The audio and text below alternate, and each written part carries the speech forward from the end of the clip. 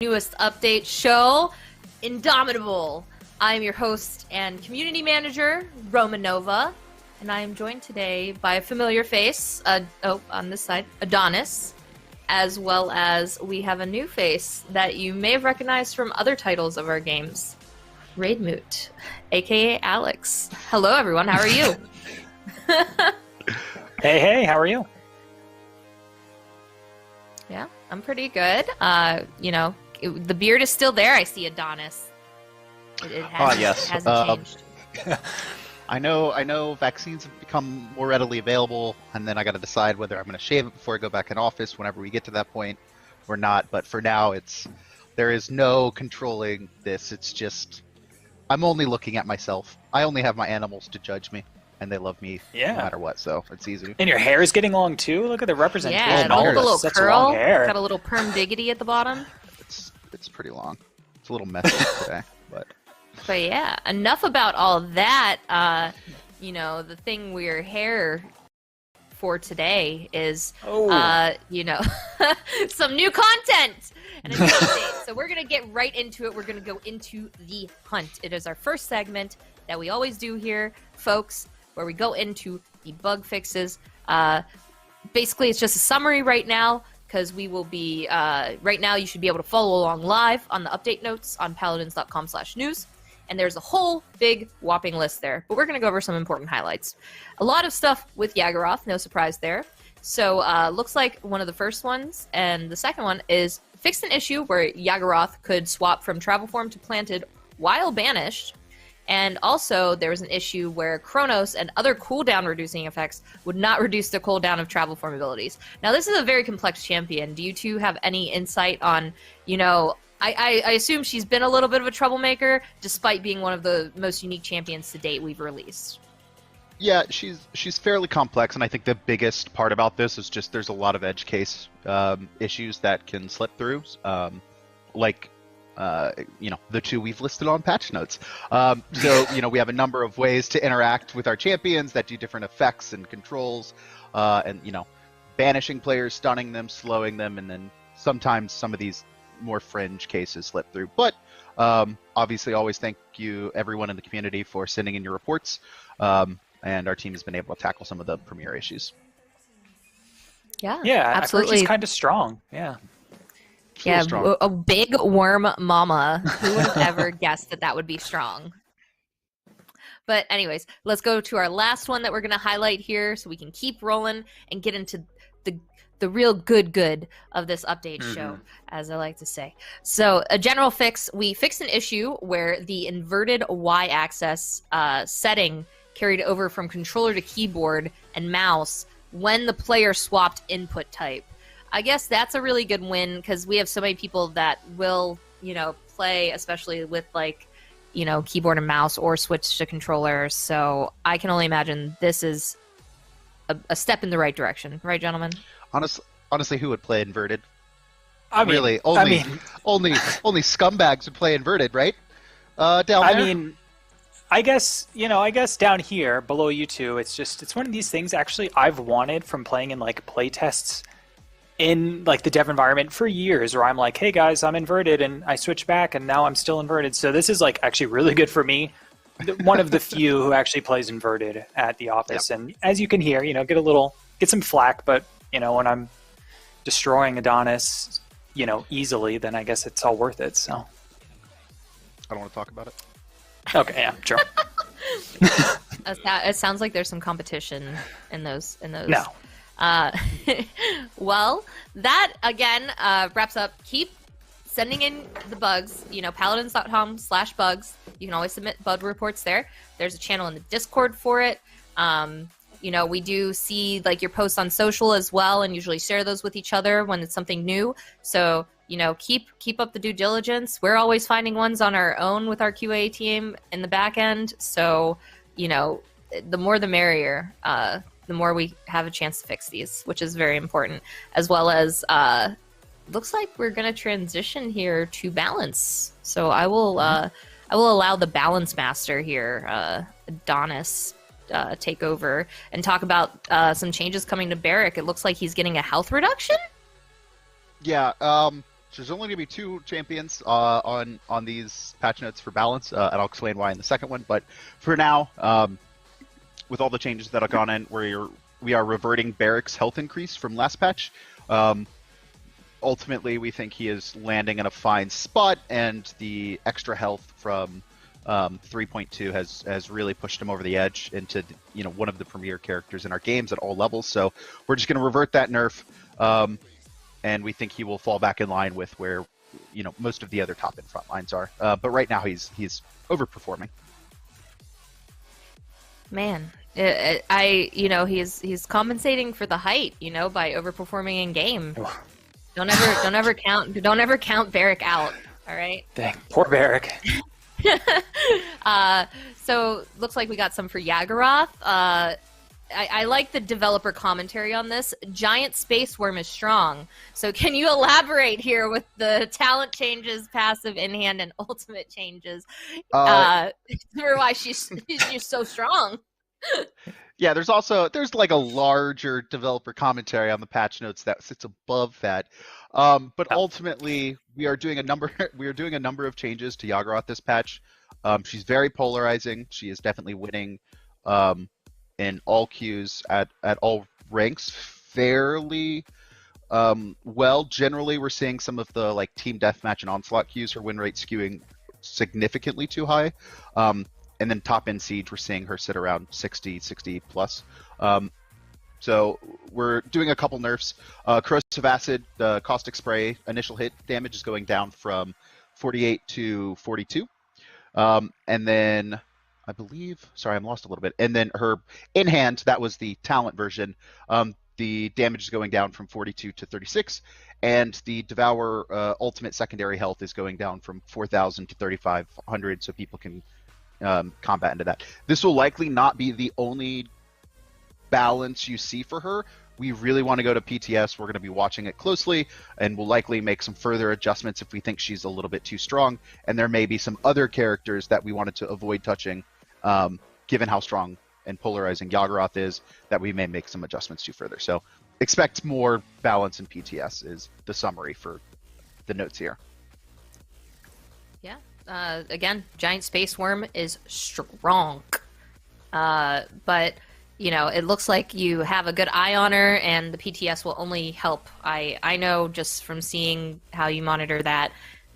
So make sure, too, folks, that when you're playing on the PTS, you give that feedback, whether it's on social, in the official Discord posts, it'll be looked at. Even if you don't get a reply, stuff is always, seen for the most part.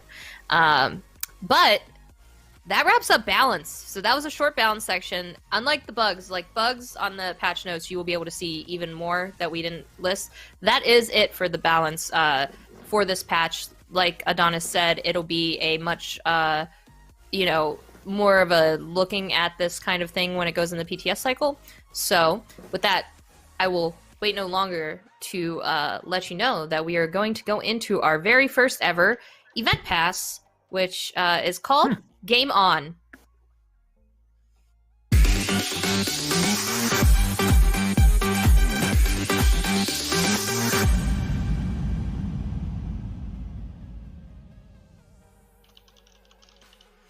So that was just a little teaser. Little teaser trailer. We're going to be going in game with a lot of these. Now, I'm sure some of you have seen our teasers on social, kind of depicting a game theme. Well, you're right. This is kind of, I believe the inspiration, Adonis, came from the past digitized, in a way, right? Like the digitized skins that we have in game. This is heavily what influenced this, but we went more heavy on the gamer side with these. Yeah, that's... I believe that was the case. Originally, we were like, okay, when we're talking about what skins we want to do, a lot of times we'll talk about, let's revisit some older skins. And one of the themes that we really liked internally and we felt resonated strongly with the players and their feedback were the digitized skins from a couple of years ago. So we brought that style back, but introduced it into, some new and unique ways. Yeah. And we're going to get into the skins in a minute, but I'd like us to kind of discuss, and I'll give the floor to you two designers as well, the new format. So we're doing away here, folks, with the Battle Pass format, and we're doing a new format called Event Pass. And basically features a single track reward system and visual overhaul. We wanted to address a lot of concerns that players had with this, such as some stuff being a little too grindy, correct, and I believe it's only 24 levels now. Would you care to elaborate? Yeah, I mean, you hit the key points. So we were looking at our Battle Pass. For the most part, the formula has stayed the same since the third Battle Pass, and I think we're on like 15, 16 now. So we really took a look at what we were doing with our Battle Pass, and we wanted to address some of the major concerns that players had. We felt from a visual standpoint, having 20 items with a bunch of empty levels, especially on the free track there, was a little bit of fairly wasted space. So we've reinvented our visuals for it. Now there will be 6 levels per track, and so you get to see the items showcased more.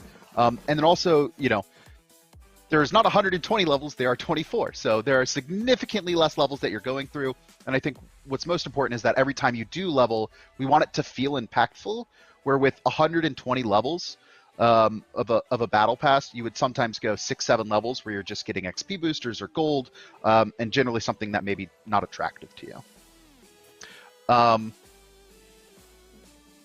Another thing we wanted to address was the grind. So we're going to 24 levels, but there's been some XP adjustments. There will be more XP per level, but overall we have cut the Battle Pass total experience down by about 50%.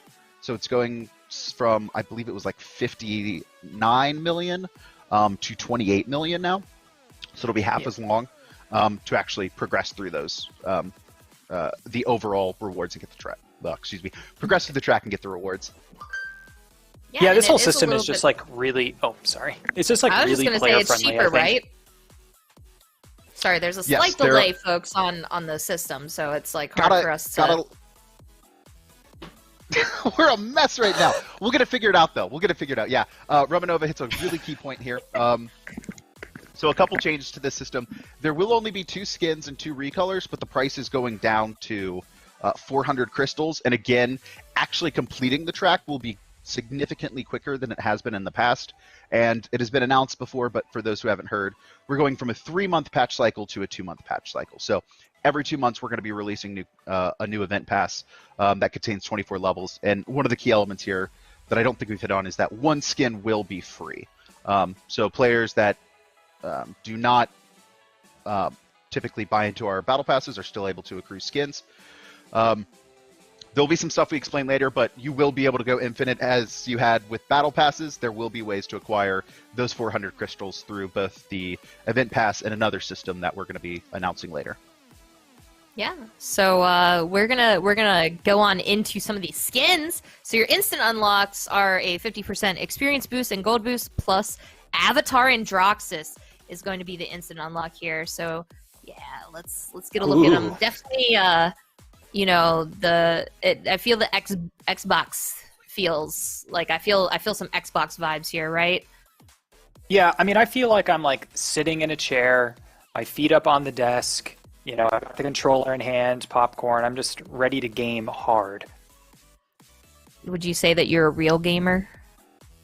It depends. Usually on weekends, weekdays, I'm a little less real. Okay. But look at this skin, though. Like, they just like completely killed it. I mean, the other thing I was going to say is, like, so all sick. Of these skins. It is. It's like everything about this is just from VFX. Our VFX Rollin, he just destroys it. Our art team nailed it, and then audio. Everything is just perfect. And Kevin's voice pack on this, I love. I know we'll get into, but this stuff is just great. Would you say if he does his ultimate, you're rising up gamers? Oof. Oh no. Oof. I don't want to rise up. I do love. I think my favorite part of this. There's a lot of things I like about this skin. Oh, and you can see this death stamp there. That you'll be getting. Yeah, there's a lot going on. This is one of my favorite weapons in our game. It is my absolute favorite weapon for Androxus. It's a much more traditional revolver. It's very sleek. It's a lot of fun. It feels good and sounds good. And then there's a lot of this like digital 8-bit and kind of throwback retro effects to this as well. You see, just the bits of red, green and black for the reversal, but also the POW when you actually punch someone, which is a lot of fun flavor that Rollin The on sound our effects VFX team are put so in. sick. Yeah. Is that Thomas? Is that Thomas kicking some butt with the sound effects there? That's a Thomas special for sure. Look, he's rising up. Rise up, gamers! Oh, Want to hear Yeah, some voice it's just- lines? Yes, I do. Give us the voice lines. this is a Nico special. Oh yeah. Oh yeah, Moji. Yeah, so interesting thing that we actually went through with this voice pack is that we actually went for it with a avatar. So this is not really a person, this is a player behind this monitor actually playing Androxus. Yes. We are multi-level. This is multifaceted. We're deep in it now, right? We're through the looking glass of Androxus. And I think it kills it. I love it. I love it. Exactly, So, pow. it looks like we are ready to potentially get into our next one here. So this is Full Dive Ying. So if you saw our teasers online, very VR themed. We were looking through a VR in 1P at her weapon there in the teaser that we posted on social. And yeah, looks like we'll be getting into Do we her know in what game kind of soon. I VR love the color headset? scheme. Do we know what she's using? Like what's she rocking? Reach out She to our going business Oculus? account and maybe you can Okay. be sponsored. Yeah. Is that and that by the business is accounts, that, I mean my personal PayPal. Yeah. I got people like way Link that. excited too with these teasers. People thinking that Paladins was coming to VR. I was like, Oh. no, no, just Ying. Just Ying. Ying has VR. Yeah, this is a great skin. Again, I mean, like, I'll sound like a broken record, but the entire team has just utterly destroyed it. They've made these. They're so much fun to play with. They look great. The voice pack done by another Kevin is just excellent. Everything is just spot on with this character. Yeah, I'd have to agree. I think this patch was a lot of fun for the team as well. Yeah. All of us are game developers, and so being a little meta about skins that are meant to represent gaming in general, you get a lot of really fun stuff out of it. I'm a big fan of the full, like, the skin VR suit. I think it looks really good. And you can see, like, the gloves and the gauntlets on her hands. Yeah, I really like just I don't want to like spoil it too much, but I like her recolor a lot. The res Ying. We'll get into that after this. We're not showing that yet. We're gonna show you the splash of that, not the in game. But this one specifically though is just such a cool design. The effects, just like the Androxus one, the effects on these. I know we say this like every update show, but the effects just keep getting better and better. I don't know what Roland's doing. Oh, that is my favorite. Wait, do that. Can we do that again? Can we do that spray again? This is the best 3D spray ever. Real throwback there with the Oregon Trail. Yeah. Yeah, this stuff is it's great. And when we're playing in playtest, we get some of those sprays. You don't even feel bad when they put it on there, end of game. You feel like you lost, and that's okay. I was incompetent, obviously, and it feels fine. Makes sense. My goodness. Let's get into some of her voice lines. How about it? What a great game, everyone! Yippee! Yippee! You're great at this game! You're great at this game! You're great at this game! Would you say that she's hype, Kevin? I rock. Oh yeah, I rock. I tried watching She the is Titanic hype? on my headset, What? but it's Yes. still sinking. Would you say that she's hype? I think Is she's. there like a joke or a pun I'm missing here? No, I'm just Would you Yeah, asking. say? Can you find Would you say her headset I'm might not- be a HyperX? Oh, see, I'm not Oh, like gamer Nico. gamer jokes. Gamer. Gamer I don't- puns. I don't have Nico here to help me with this, so Yeah, That- he does I the was about puns. to say I'm used to Nico coming up with some interesting puns, and I'm just waiting for it. okay. Yang, Well, more Supposed to have like him ghostwrite something. ring. Oh. Yeah, am I Oh. right? But but here we go. This is the one I was telling you about, folks. I just really love the color scheme on this Mhm.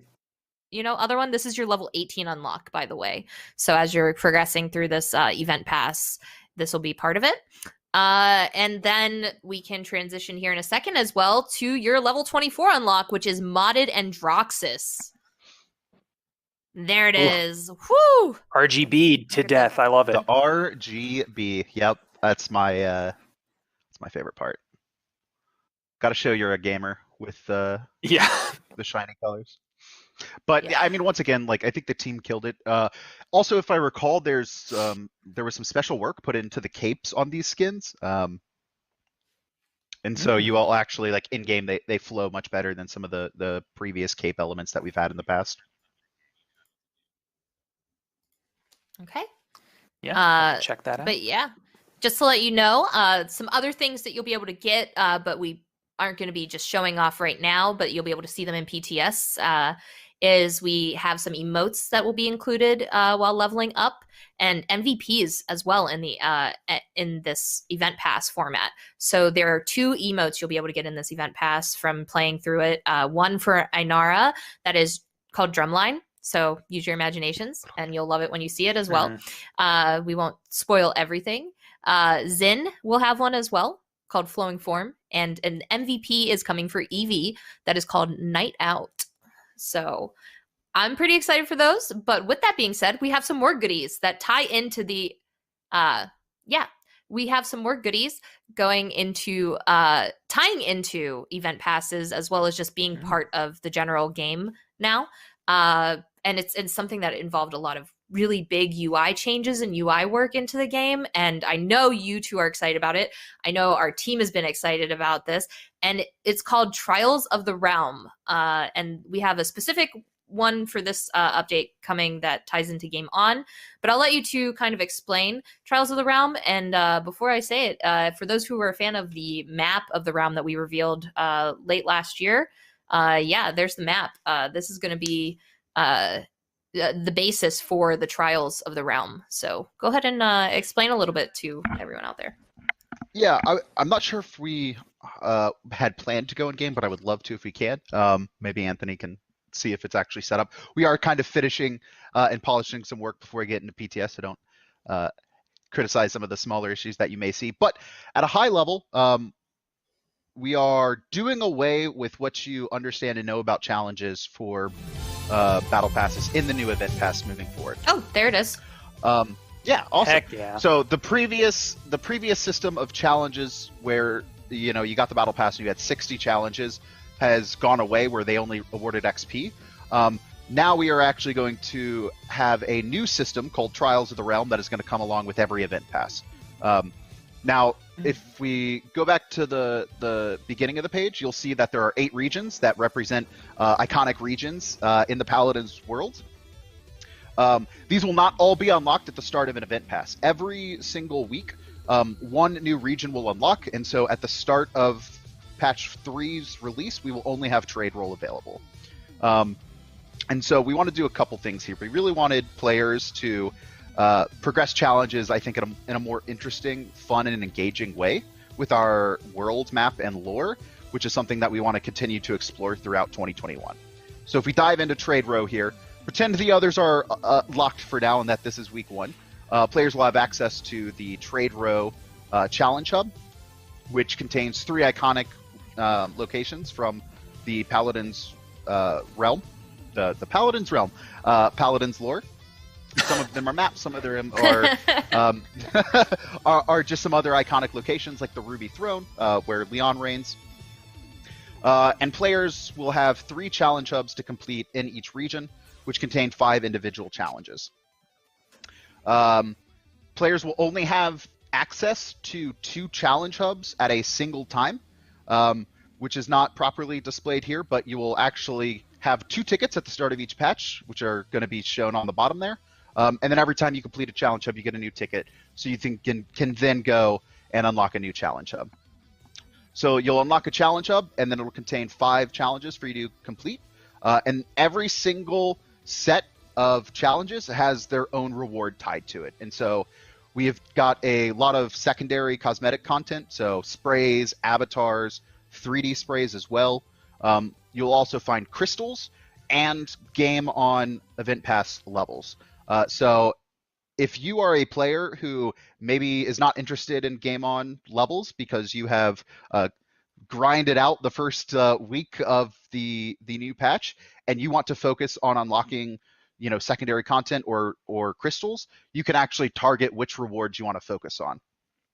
And so these will not relock, I guess, each week. This is something that every week a new set of 3 locations and challenge hubs actually unlocks. So if you don't touch the game on a patch cycle until week 7 or week 8, you can come in and actually still go back and complete every single challenge that had been released for that event pass. And then so every event pass, once again, like we're going to have new rewards, something that we're going to be experimenting with over time. But most of it right now is secondary content. And for currency, it's primarily crystals. So there will be, I believe it is 300, if I recall, crystals contained in every Trials of the Realm, new Trials of the Realm for each event pass. Yeah, right here, the information that I have says 300 total crystals, 7 total game on event pass levels, 60,000 total gold, as well as I believe there's 4 avatars, 6 sprays, and 1 MVP pose for this one as rewards that you'll be able to get. And you can probably see those in the update notes, like if you physically want to see them. I believe the avatars and sprays are listed, folks. The MVP pose is for Maldamba, so also really exciting that you can get all this kind of stuff from here as well. So just new ways to get content that is, also new and exciting. And as you see, like, it looks like they're going to be themed around whatever each event pass is as well to tie into them. So it's a way for all kind of players to kind of get involved and have some more stuff to do, and a more fun and engaging way, I think, to do challenges in the game. Yeah, so, and it feels like a journey, right? It feels like you're going somewhere. That's what I appreciate. I like to walk and see new things. Thank you, Paladins. Yeah, thank you, Paladins, not Adonis or Alex. Yeah, thanks, Paladins. But also, with that being said, shout out. go ahead. Oh, sorry. No. Oh, I just wanted to shout out some of the members of our team. Jeff Belio, 2D concept art lead. He's the one who drew that map and really, I think, made it pop. Not really shown in there, but there's actually different visuals depending on whether you've unlocked the region or whether it's locked, unlocked, or completed. So you'll actually see the map visuals shifting as you actually go through your journey in the Trials of the Realm. And then also Cam, Yeah, our shout outs to Cam, UI UX designer. Fantastic job on this as well, and programming from Benjamin Fix. So thank you, all of our team. An amazingly talented team indeed. And with that said, more talented pieces of work that we're going to get into. All right. We have a new mount for you all, and we're going to go into it now. There is a Sparkling Stallion mount coming in this next update. Wow. Whoa. Trade in my Honda for that. Yeah. But this will be available for, I believe, $14.99 US. Contains the Sparkling Stallion mount, as well as 200 crystals and 1 Deal of the Day token. So there's a look at it. I like its bow. Oh, look at those. Look at the colors. Look at that trail. The rainbow. Yeah. The trail. The trail off the tail. The tail trail. This mount is a lot of fun. Also, for those that are wondering, this is actually going to be replacing the Dragon Rider pack. So if you want to get that mount now, I would do so before patch 3 because this will be the new Mounts DLC pack that we actually have in our store. You heard it here, folks. Out with the dragon, in with the unicorn, and Yeah. a unicorn indeed. That overall, that mount's pretty exciting, as well as I'm gonna say it now. If you don't use that mount when you're playing as Rom, you're a coward. So you need to play Rom and ride the beautiful sparkling stallion mount. But with that, we are going to transition into, we have new chests coming, and I know a lot of you have been wondering who these other 2 skins that we've been teasing are, since they are not in the event pass. We have a chest called the Digital World chest. But the thing that we're going to first show you here is one of the skins. The chest will be available March 31st for 400 crystals each roll. Champion skins in there. We have Digitized Bomb King, Digitized Zanara, Battlesuit Eagle Eye Kinessa, a few others. But the important ones are these new ones that are a Rom and Imani skin. So we are going to go into the splash here of ROM. ROM. ROM. ROM. More RGB. Yes, please. Could never Give get me all the enough. RGB. This skin is a lot of fun. Also, I think one of my Yeah. favorite elements once we actually get into the game is the Juggernaut on ROM, is always seeing what Rollin cooks up from a VFX perspective. And so the trail you see, maybe a throwback for some who are aware of it.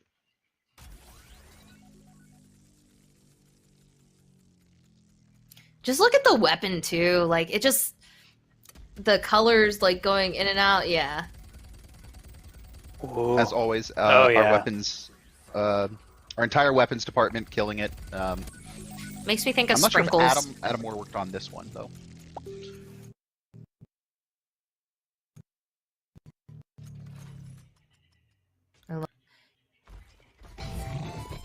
Here we go. Oh, Oh my god. it's just so good. It's wild. The 8-bit rainbow running at you is very scary, I must say. Yeah.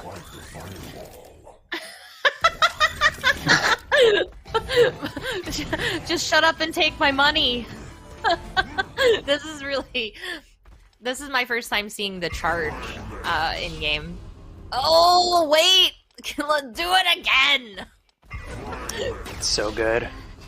Oh, Is he saying frag them?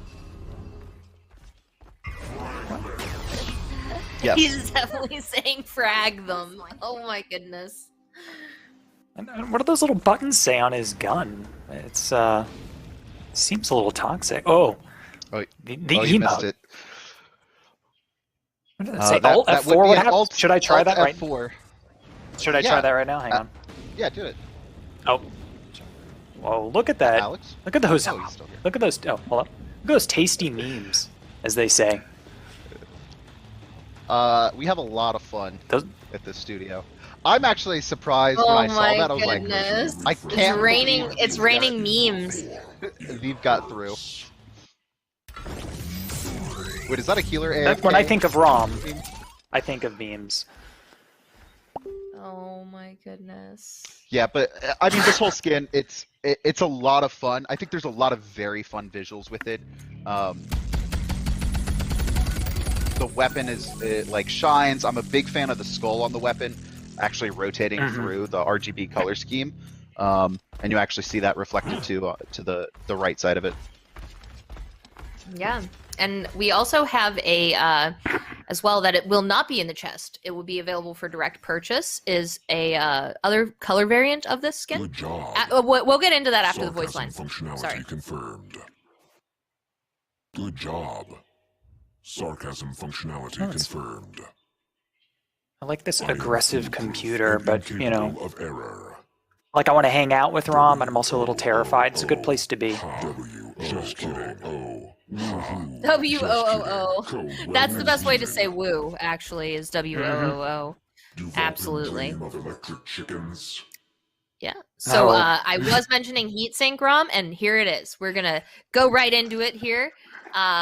definitely a fiery variant Yeah. here. It makes me think as if my PC had melted. My PC is on fire. That is literally what this makes me think of. I might need to go get a new hard drive, but you know, this one hits the hard drive home for Yeah, ROM this here. one can burn and burn and never burn out, right? So that's what ROM does. Yeah. And I believe this skin will be available for 800 crystals direct purchase. So the Yes, base is in the digital world chest, and this recolor is available for direct purchase. And with that, we're going to get into our next skin here for Imani, named Imani. Ooh. And here she Who names is. these, honestly? Probably Nico. Probably We- Nico. We love you, Nico. See, this is the thing, Alex. Kevin's not here, so if anything goes wrong, we can just blame him, and he can't defend himself on patch No. notes. Oh, I He's think we came helpless. up with these together, so it's definitely a dig against myself as well. It's very good. Is when I say who named these, it's kind of like, is there an Oscars for the video game world, and can we make it? Because this is great. Oh, I mean, I award myself Oscars for naming Every day. Ooh, Oh, the those frost cute eyes. bomb. That's so good. The sounds are so great. Yeah, more of kind of these 8-bit effects, very similar to, again, our digitized line from a couple years ago. A lot of fun with these. I love that she's kind of like the 8-bit person, right? Catch me if you can. It's kind of like the Bomb King. Yeah.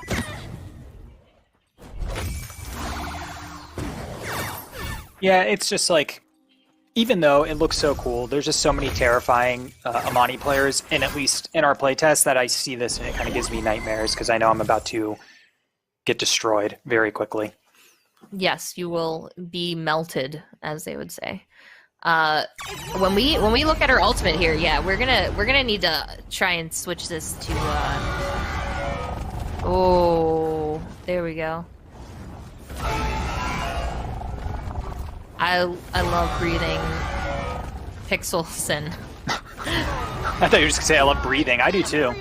I do love breathing. Don't get me wrong. All those polygons. That's what I meant to say, not pixels. All those polygons that we got there. Yeah. It's so good. Killing spree.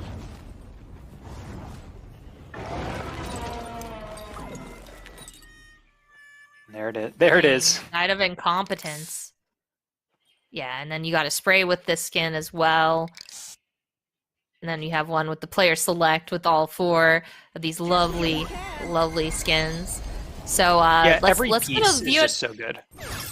Yeah, absolutely. And we should get a look here before we go into seeing what her recolor looks like of her voice lines. Take it away. Why do my friends keep inviting me to bonfire parties? I like my current save point. Oh, oops. JJ. Oh, you're playing great. Oh, you're playing great. Yeah, I am pretty good if I do say so myself. Run the gauntlet. I've beaten it more times than you can count. Love it. So we're going to go here into the recolor, which is Genesis Imani. This one is my favorite of the two. I know I said that for, I think it was the Ying one as well. But this one, I just love purple. Purple's my favorite color, so I'm a little biased for this one. But this one is going to also be available for direct purchase, folks, for 800 crystals. And the other one, the Imani, will be available in the digital world chest. So with that said, I'm just going to go over a couple chests as well that are coming, just to kind of talk about it. These are also on the update notes as well if you've had a chance to look at them. We have the Battle Pass 2019 chest coming, which will be April 14th, and that'll have various shore patrol skins you haven't seen yet since the Battle Pass. It'll have pirate treasure skins you might have not seen yet since the Battle Pass, and some of the Wild West skins, as well as some other ones, I think, like Steelforge, etc., thrown in there from previous ones. But those are the three Battle Pass 2019 ones, like kind of making their way back there. As well as we have an Arcane chest coming, which will feature Dark Monarch Leon. I was mixing up Leon and Ying because Ying's next. Divine Daughter Ying, Squadron Ash, Hustler Strix, Pyre Lord Magnus Corvus. So there's more to it as well. And then there is a Community 2021 chest. This is a start of something great for all of you. That chest will be available on May 10th, but not for purchase. It will be one that how we do weekend bonuses where we give you avatars and different things. There will be a time during the anniversary of Paladins, since this is the first theme is based off the anniversary of Paladins, where you'll be able to, just from playing the game, get free rolls on this chest. And the pieces inside are avatars made by the community that you may have seen on our social networks, and you can see on the patch notes as well who the winning avatars were. So with that being said, we have a new champion that you might have seen a little bit about today on social and maybe the last couple of days. Yeah.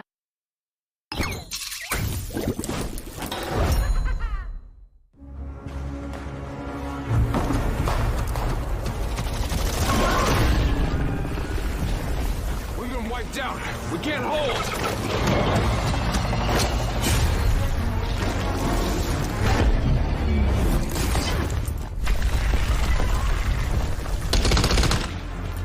Commander Octavia? I've got you. This isn't over yet.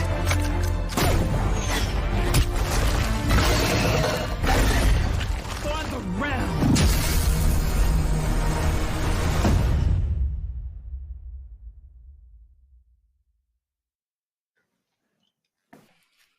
And there she is, folks. Octavia, the Indomitable. Probably one of my favorite human champions we've made to date.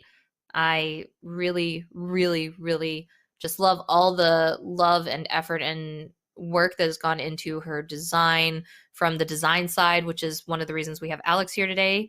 Alex was the designer for her, as well as she was concepted by Jasmine, who works for us. Shout outs to Jasmine for really pushing and giving her that beautiful look that she has, and making her just such a tough and strong looking champion, to be this fierce, leading kind of lady that we have here in front of us. But I'll let you take the floor here before we go in game with her, to kind of give us a little bit of background. Yeah. So yeah, this is my very first champ. This is our next champion after Yagharoth. This is Octavia, the Indomitable. And real quick before we start, just let's appreciate that cinematic, because I think we've only had it up for a little bit, but it's just like everyone has just been blown away by it. It does her justice. It does everyone justice that's in that trailer. But I just want another shout out to just that whole thing, because it's really cool. But yeah, so we have this new champion, Octavia. She is definitely the commander, right? She gets in here. She's someone she takes the battlefield. She knows how to win. She knows what she needs to do to get her team through, but she never loses sight that the enemy could be her ally tomorrow. So she's someone that wants to fight, but not just for her side. She's fighting for something larger. She has this the difficult task of dealing with something like Yagharoth and what she can do against them. She's a little bit older. She's risen up through the ranks, but she's not affiliated with a lot of our other champions. And she's someone that made a name for herself, and she gets out there and she's going to help her team and also be a good person, because that's kind of what Octavia is all about. Yeah, I think her story's been so cool, and it was a blast kind of working on the influencer kits that went out to people, kind of just giving a background on who she is, her enlistment into the magistrate, as well as she is she has a prosthetic leg as well too, and you can see it there. I seen people, and I asked this myself about this is one of her ones she wears for combat. I would assume she has not just one leg for everything. This is like the one with her outfits. Like I saw people talking about heels. Right. They're talking about the heels. No. Hey, if she can fight in heels, Yeah, she can do anything. Is it possible to easily showcase her passive at the start of this? Because I think this is her passive really embodies what Alex was saying. Apparently, yes. Okay. Tambo says. Anthony's already ready. He's already prepared for this. I'll let Alex run through what her kit is specifically and kind of the major themes that he and the team are trying to hit. Sure. So I guess we could start even before you get a look at this gun here, but we and I do think you need to be in the spawn room to make those changes, but we can just take a look at this gun real quick. This is the first look. This is her marksman rifle. This is the type of champion that we wanted to design. An interesting note, we wanted to, on design side, is take the concept of, can we make a weapon that's interesting and actually build this champion around it? So we've had ideas for champions, and we also had this idea for, we really love the DMR style, the marksman rifle, this semi-automatic, high-power rifle that I can bring to the battlefield and just not dominate, but just really kind of be that in between of I'm not quite a Strix, I'm not quite a Victor. So you see, it's kind of that semi-automatic style. I have to pull the trigger for every shot that I make. So I'm not holding it down and just letting it fire. I have to pull that down and make that deliberate choice. And this is the unaimed. This is our non-ADS fire right now with the marksman rifle, which, interestingly, to try and get around some of the problems of just running up on a champion, we'll get into it, but her rate of fire is a little higher when she's not ADS'd, and it also does a little bit less damage. So that's just not, we don't want players to run up and just, pull the trigger right in someone's face and say, good night. It won't be that easy. But yeah, if we could take a look at the passives real quick, now that we're back in the spawn room, let's see what she's working with. So this is a big change. This is something new for our champions. And I'm really excited to see how players use it. So at the beginning of a match, you're going to have 4 different passes to choose from. You'll only be able to choose one, and it will stay with you for the rest of the match, for you and your team. So we could take a look real quick. We've got Commander's Cooldown. That's going to give me and my team 10% decreased cooldowns on all of my abilities except the ultimate. So that's my movement, that's my primary, that's my alt ability. Anything that I use is going to have a 10% cooldown. Now this it stacks with Chronos, but those are diminishing returns. We also have Commander's Credit. So this is for every 5 champions eliminated by my team, every member gains 150 credits. So this is just going to be, hey, as a team, we're doing a lot of work. We're getting more credits as a team, right? We're getting that war chest, and we're saying I want to make more purchases. I'm going to choose this if I want to give my team a little more, they can make independent choices. Next, we have Commander's Shield. This one's really interesting. This one was kind of what we wanted from the beginning. It was one of the first things we designed. But this is, every time I respawn, I get a 500-point personal shield. So you think of a Torvald bubble shield. It is 500 points. It's not huge, but that's going to give you just a little bit of extra time in that initial fight. Once it's destroyed, it goes away until you die and respawn, and then you get it back. And lastly, but not least, we have Commander's Ultimate. And right now, it gives you and your entire team 15% increased alt rate charge for the entire match. So again, that's really nice. You can stack it. It's like a 1.5 of the morale boost. And it's just something that, hey, I want to give this team, because I like my comp, I want to give them a little more oomph when they're choosing their ults. So this whole idea, this passive system, is just to give Octavia that choice when she jumps into the match and she's like, how do I want to play? How do I want my team to play? And how do I want to counter what the other team has? So this is just to play into that idea that she's a commander and she has maybe access to things that some of our other champs don't. And whenever you select one, we did a lot of really good UI work. Cam and our programming team, they made it look really awesome. So you get to choose this, and Jeff did these great 2D arts here. I think these look awesome.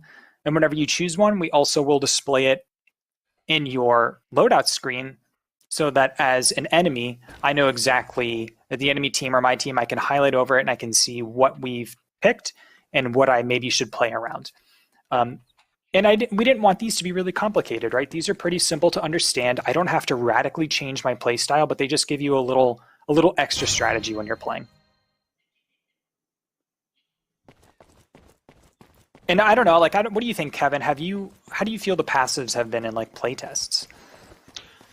Yeah, they're interesting. I think stats are sometimes hard to feel, but I think what it does really well is it emphasizes what this character is trying to do from a thematic standpoint, which is be a commander and provide, opportunities for her team to succeed, rather than be something that is, more selfish options where she just gets, stronger damage. It is something that is what is best for my team, and I from a design standpoint really love that an Octavia player gets to make that choice.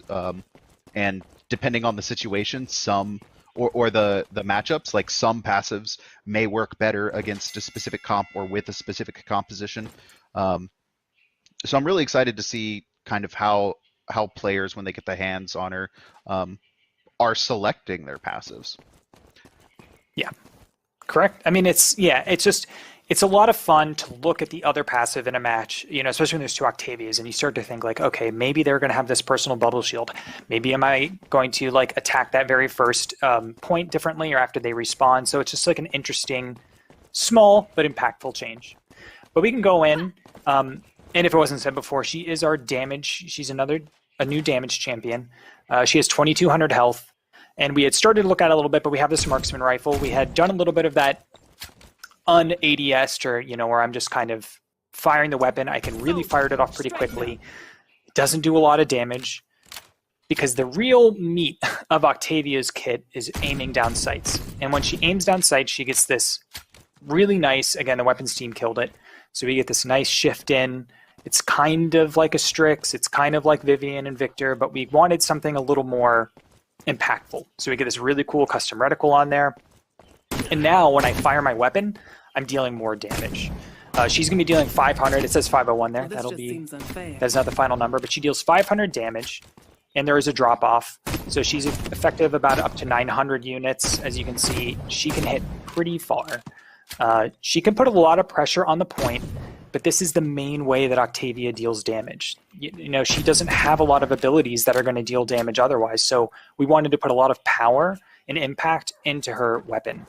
And as you can hear, and I don't know how everyone feels about it, but the weapon is just, it sounds so good. I think Thomas nailed it.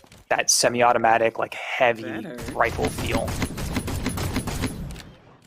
Yeah, Thomas killed it. Thomas kills it every patch, but I was particularly impressed with this weapon. It feels hefty and it feels powerful, especially when you connect with the player, more so when you get a headshot.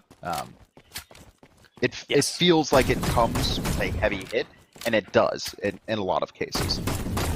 Yep.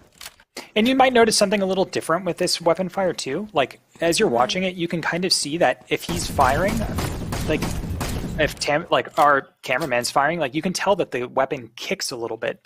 It's not, like, I don't have perfect accuracy when I'm ADS.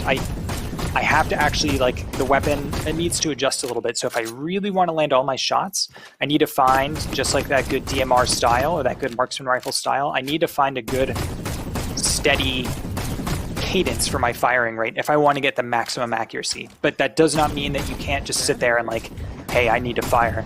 So she's definitely like dependent on, it's good if she's got ammo, right? She's going to be one of those characters that you're probably going to be running deft hands, but like so much of her power is in this gun, and I think it just feels great.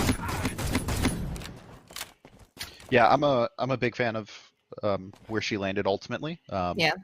But I think the rest of her kit also is going to highlight kind of more of the aspects that she provides from a commander standpoint as well. Yeah. Yeah, so let's get into that. Let's jump into it. Let's see what commanding lead Also, looks she like. is a damage champion. I've seen some people in chat asking about that. Yes. Yes. She is damage. And so one of the ways that she gets around the map is she can jump, but she has this commanding leap, and it's no joke. Somebody So as in you can chat see, also she has asked, the. Mhm. I was just going to say, people have been asking about the passive abilities that you showed. They want to know Yep. if that's for every champion or just Octavia. So right now, this is just Octavia. This is a special passive that she receives. So when you pick Octavia, you're going to have the opportunity to pick any of those passives. Once you have Octavia, they're all unlocked. It's not like talents, but right now only Octavia has these abilities. But the whole team will benefit. So yeah, as you can see here, we have an 8-way, an omnidirectional leap that gives Octavia just, she's a damage champion, but we also wanted her to be able to, if someone jumps up on her, we want to give her a little bit of escapability. We want her to be able to move, and that's exactly what this ability does. But we didn't want it to just be a leap. So we've actually added in another layer, another combo. So if the player jumps and then aims down sights, something special kind of happens. So as you can see here, we get a brief moment of midair stasis. I can leap and I can activate this at almost any time. There is a slight clearance on the ground and you'll just play and you'll kind of feel that out. But I can leap, and as soon as I ADS, I'll stop for up to 2.5 seconds in the air and I can fire. In this kind of in playtests, we've found that this is delivering a really interesting play style where players now are like, it's easy enough to track, but you don't know when she's going to use it. You don't know if she will use it. And it just gives her a moment where she gets like a huge power moment. She's not invulnerable. She can take full damage during this. She can be CC'd, she can be thrown around, but it feels so good to use. And it's such a good moment for you to maybe jump over a ledge, pull up your weapon, fire, drop down. There's just a lot of opportunities for counterplay and interesting moments for Octavia. Yeah, I actually think one of my favorite moments that I've experienced in playtesting was getting knocked off a map, and then activating this, because there are some height checks where it's not exclusive to her jump, if I'm correct, Alex, and actually being able to take out the player that ended up knocking me off, and I still died, but it really did feel like a power moment for me, and you get that a lot with this element to the ADS while falling. I think it is a lot of fun to play. Yes. You are also super vulnerable and exposed because you are just a damage dealer with 2200 health hovering in the air. So it is something like players have to make an active choice on when to use it and how to use it to actually make this effect useful. Yep. And thank you for pointing that out, Kevin. But yeah, I can use that floatability when I just jump off, right? It's best paired when you're using your leap, but hey, you can jump off a high ledge and pull that out and give yourself a couple seconds of floating. So yeah, and we have some cards, and you'll see that as you get to play with her in PTS and when it does go live, but there are things to help in midair. But at base, yeah, you need to take care of her. You don't want to just jump at all times and pull that up. You might actually put yourself in a bad situation. But the next part of this other commanding kit, is what we're calling her distortion field.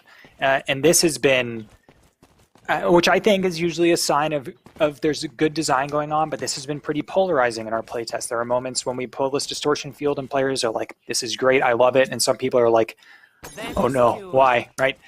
So what we have here is a distortion field. Right now, she deploys it. It lasts for 4 seconds, and it obscures the players inside of it to the enemy team. So this is going to be a little complicated to explain. It will make perfect sense when you play it, but we'll try and do our best. So an Octavia can throw this out, and you and your team, so everyone on Octavia's team and Octavia, can see into it and out of it. Enemies cannot see into it, and enemies can't see out of it.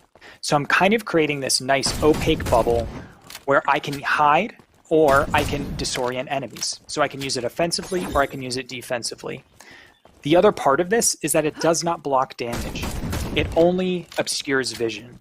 So players can still fire into it. Or maybe I throw the distortion field out thinking that I'm safe and, a Willow dead zones it, or a Tyra throws out her firebomb. There are counters, but this created really interesting gameplay moments where I can leap, I can land, or as I'm about to land throughout my distortion field, I have a place where I'm hiding. It's just a really cool moment. Yeah, and we should be able to showcase off an enemy throwing it Anthony, if you want to do a spawn test spot. Oh no, Octavia space distortion field in quotations should use the ability on cooldown. We'll see. And while we're doing this, like in quotations, sorry. The no underscore. The VFX and programming on this was awesome. Roland completely killed it. So this is what you're going to see. Thank you, Kevin and Anthony. But that is what an enemy distortion field looks like. As you can see, you can't see into it. We'll get into one slight discrepancy with that. But right now, Octavia, she throws out that distortion field, and okay, I can't see into it, and it creates this really cool disorienting effect. I'm slightly slowed while I'm inside of it, but she's gaining control. Now, because of Octavia, we added a little bit of like an interesting combo. So an Octavia can always see into distortion fields.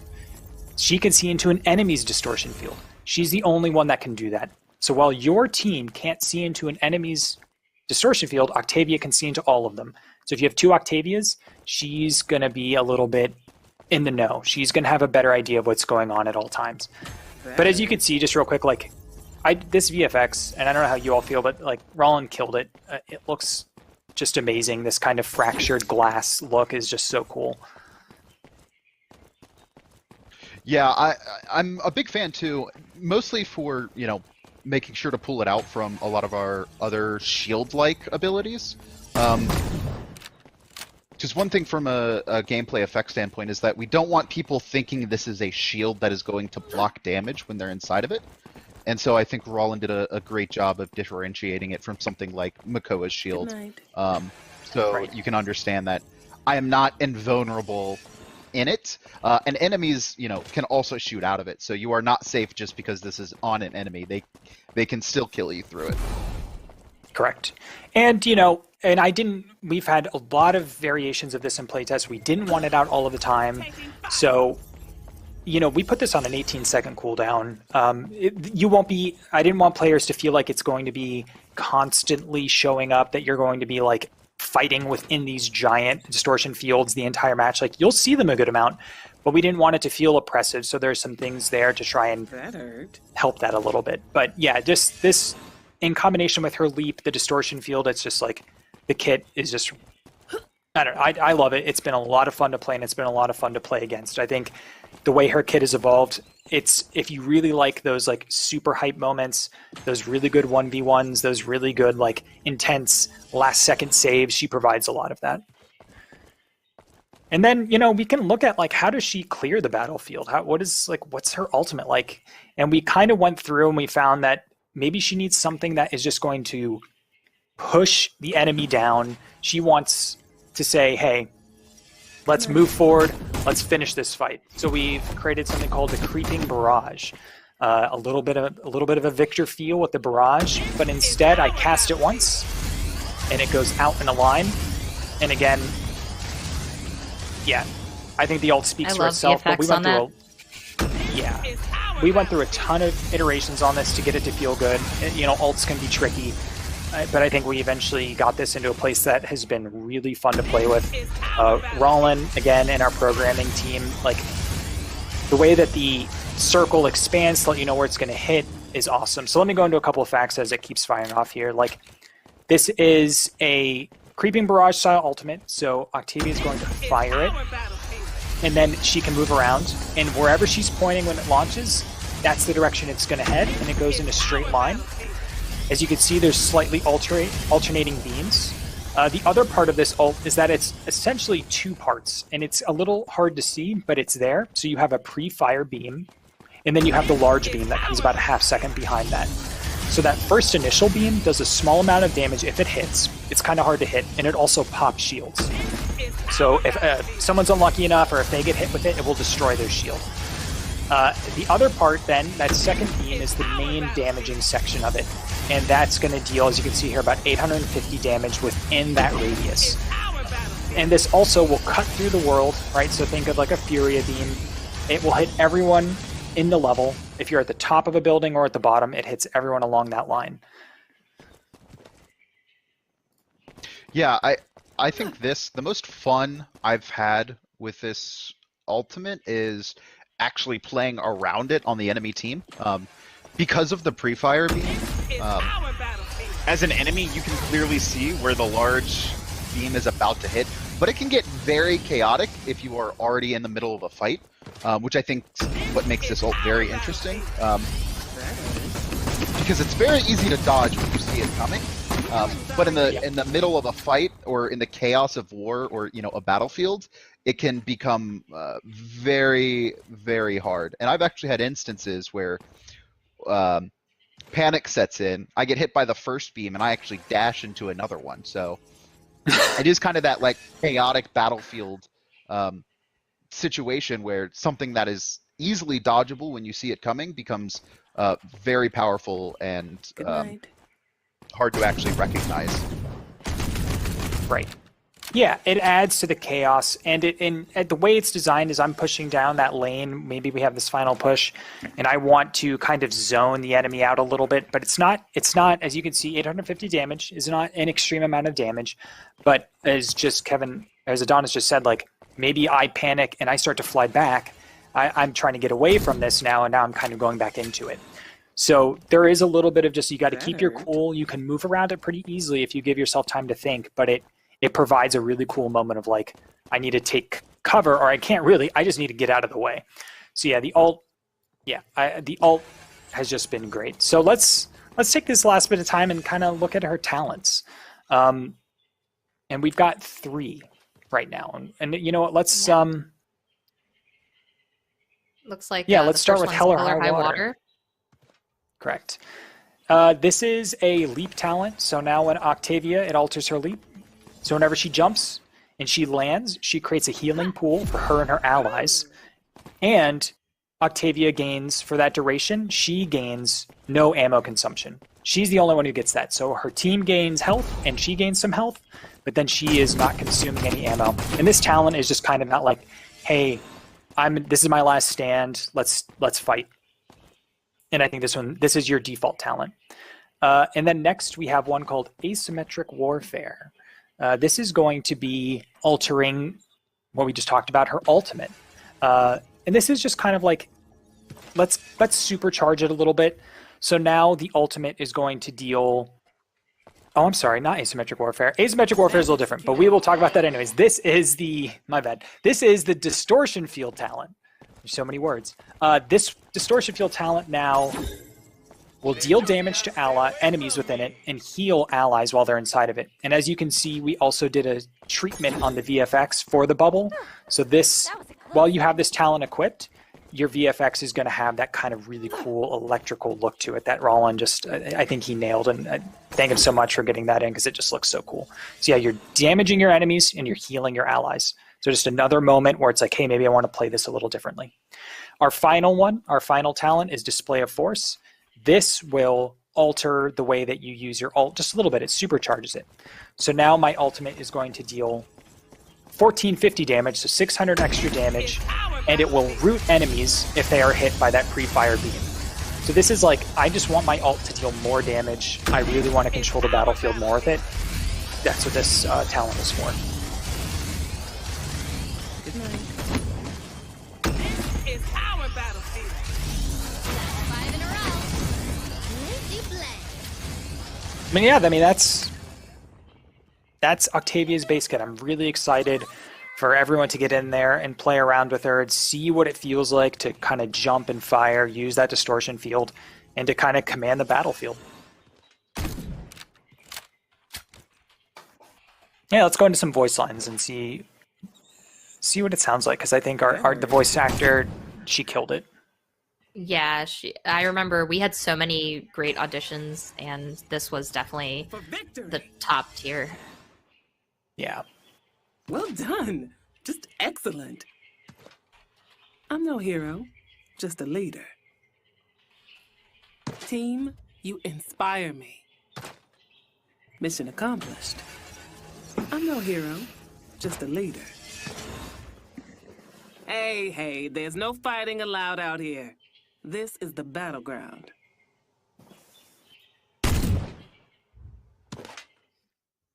Cool. Let's look at that. Yeah, that's the recolors here. These look amazing.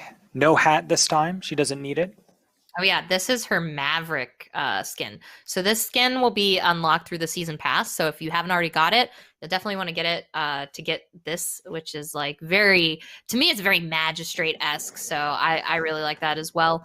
And this will also be unobtainable after the season pass 2021 is finished. So you want to get this, and I believe you also will receive an Yagoroth one as well if you haven't purchased it already.